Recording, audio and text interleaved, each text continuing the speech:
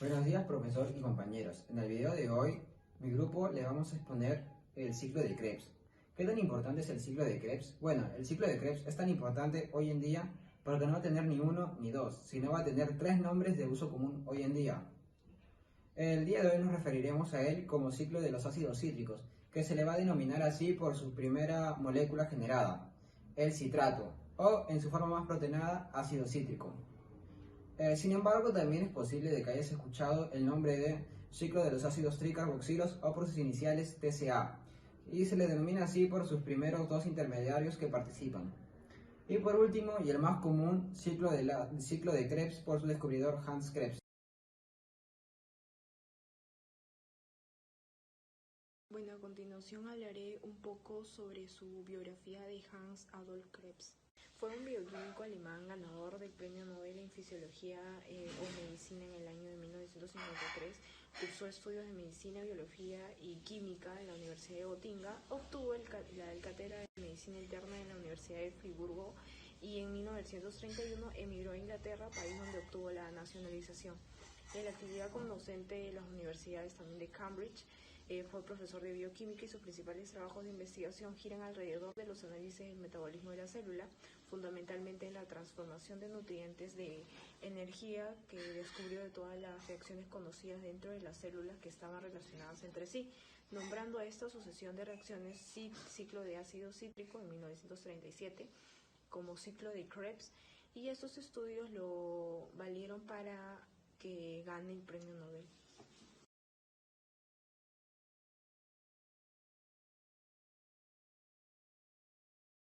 Pasos del ciclo de Krebs. Ahora vamos a pasar a analizar paso por paso cómo se van a producir las moléculas de NADH, FADH2, ATP, ADP y dónde se liberan las moléculas de dióxido de carbono. Pero antes de iniciar debemos recordar brevemente qué es la glucólisis. La glucólisis es el proceso en el cual una molécula de 6 carbonos, o sea la glucosa, se va a transformar en dos moléculas de piruvato de 3 carbonos cada uno. Este proceso se puede realizar con o sin oxígeno.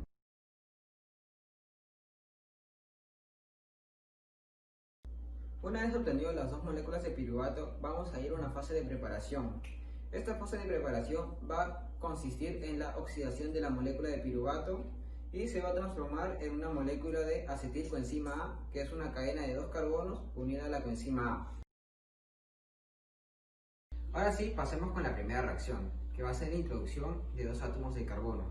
En este primer paso del ciclo de Krebs, el acetilcoenzima A se va a unir con una molécula de 4 carbonos llamada oxalacetato, que va a liberar el grupo coenzima A y va a formar una molécula de 6 carbonos llamada citrato. Este primer paso es una reacción irreversible y va a ser catalizada por la enzima citrato sintasa. Reacción número 2. Isomerización del citrato. En este segundo paso, el citrato obtenido en la primera reacción se va a catalizar por una enzima aconitasa y se va a convertir en un isómero isocitrato. En realidad, este es un proceso de dos pasos, en el que primero se libera una molécula de agua para después ser añadida nuevamente, y es por eso que en algunos autores consideran el ciclo del ácido cítrico como una vía de Reacción número 3. Esta tercera reacción va a ser la generación de la primera molécula de dióxido de carbono mediante una deshidrogenasa ligada al grupo NADMAS. En este tercer paso, el isocitrato de la segunda reacción se va a oxidar y va a generar una molécula de 5 carbonos llamada alfa-cetogluterato, y esta va a ser catalizada por la enzima isocitrato deshidrogenasa. Reacción número 4. Esta cuarta reacción va a ser la generación de la segunda molécula de dióxido de carbono mediante un complejo enzimático. Este paso va a ser muy similar al tercero, pero en este caso quien se oxide va a ser el alfa-cetogluterato, y esto va a producir la reducción de una molécula de NAD+ en una de NADH, y como resultante se va a liberar la molécula de dióxido de carbono, y obtendremos una molécula de 4 carbonos llamada succinil coenzima A, y todo este proceso va a estar catalizado por la enzima alfa-cetogluterato deshidrogenasa. El succinil-CoA será hidrolizado por el succinil-CoA sintetasa para dar un succinil. Esta enzima rompe el enlace entre la coenzima A y el succinil. El cosutrato de esta reacción es GDP, que aprovechará la energía de la reacción para unir un fósforo inorgánico y formar GTP. En el sexto paso, el succinato es transformado en fumarato por la succinata deshidrogenasa y la oxidación de la molécula. El poder reductor que se genera se almacena en la FADH2, que almacena menor energía que el NAD positivo, puesto que esta oxidación no es tan energética. En el séptimo paso, el fumarato mediante la fumarasa es convertido en L-malato mediante la hidratación con un grupo OH desde una molécula de agua. Y en el octavo paso, el malato se oxida por el malato deshidrogenasa dando oxalacetazo, generando una última molécula de NADH. Al final de este paso obtenemos nuevamente oxalacetazo, que puede ser utilizado por el primer enzima del ciclo para volver a generar la energía. En el sexto paso, el succinato es transformado en fumarato por la succinata deshidrogenasa y la oxidación de la molécula. El poder reductor que se genera se almacena en la FADH2, que almacena menor energía que el NAD positivo, puesto que esta oxidación no es tan energética. El séptimo paso, el fumarato mediante la fumarasa es convertido en L-malato mediante la hidratación con un grupo OH desde una molécula de agua. En el octavo paso, el malato se oxida por el malato deshidrogenasa dando oxalacetazo, generando una última molécula de NADH. Al final de este paso obtenemos nuevamente oxalacetazo, que puede ser utilizado por el primer enzima del ciclo para volver a generar la energía.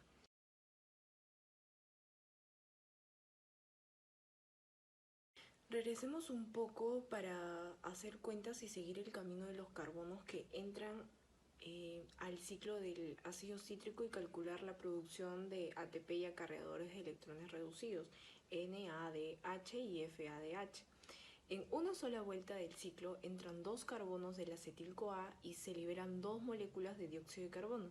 Luego se generan 3 moléculas de NADH y FADH2 y se produce una molécula de ATP o de GTP.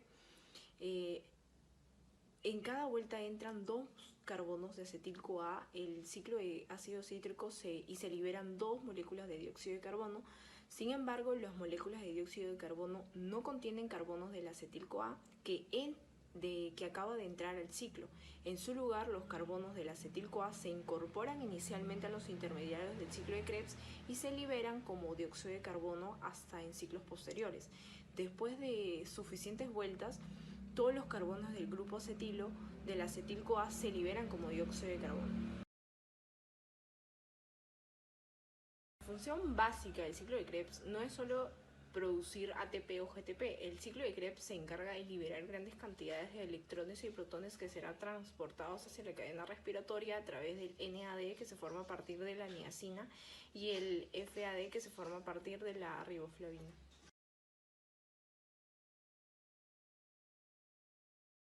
La presencia de oxígeno bajo condiciones aeróbicas entra piruvato a la mitocondria para proceder al ciclo de Krebs. La segunda etapa de la respiración celular es la transferencia de energía en piruvato, que es la energía inicialmente en glucosa en NADH y FADH2.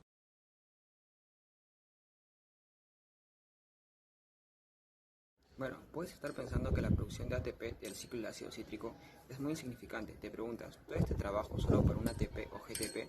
Pero es muy cierto que el ciclo del ácido cítrico no produce mucho ATP directamente, pero sin embargo puede hacer muchísimo ATP indirectamente por las moléculas de NADH y FADH2 que se generaron en el ciclo. Estos acarreadores de electrones se van a conectar con la última parte de la respiración celular, al depositar sus electrones en la cadena de transporte de electrones, para así poder impulsar la síntesis de moléculas de ATP mediante el proceso de la fosforilación oxidativa.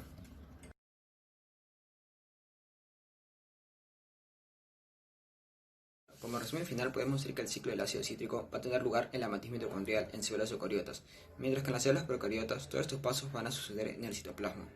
El ciclo del ácido cítrico va a ser un circuito cerrado de 8 etapas principales, en la que la última parte de la vía se va a regenerar la molécula utilizada en el primer paso.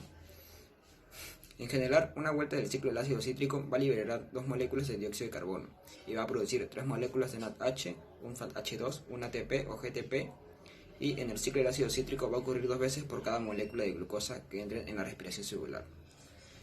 Esto va a hacer que se obtenga 2 piruvatos y por lo tanto 2 acetilcoenzima A por cada molécula de glucosa.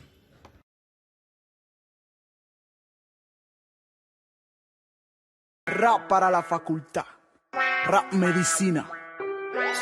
Se condensa el acetil-CoA y el oxalacetato. Por la enzima citrato sintasa se forma el citrato. Y el citrato se deshidrata, formando el cisaconitato por la enzima conitasa. Y pasa por la misma enzima conitasa. El cisaconitato con H2O se hidrata. Y al hidratarse me forma el isocitrato. Y una oxidación vuelve el oxalosuccinato. Pero, ¿cuál fue la enzima de la oxidación? Isocitrato deshidrogenasa en esta ocasión. Resalto un hecho en esta acción. Los primeros 3 ATPs en esta reacción. El oxalosuccinato se descarboxila.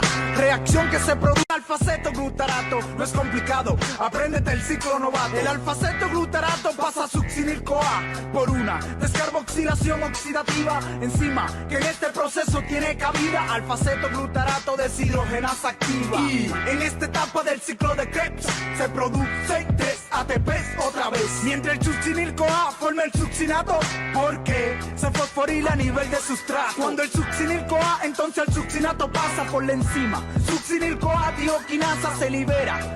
Un ATP más en el proceso. Llégale, colega, al ciclo que tú sabes de eso. El succinato pasa al fumarato por oxidación, produciendo 2 ATPs en liberación. La succinato deshidrogenasa con su introducción por la enzima, que aquí tuvo participación. El fumarato pasa al malato cuando se hidrata, realizado proceso por la enzima fumarasa, y el malato se oxida.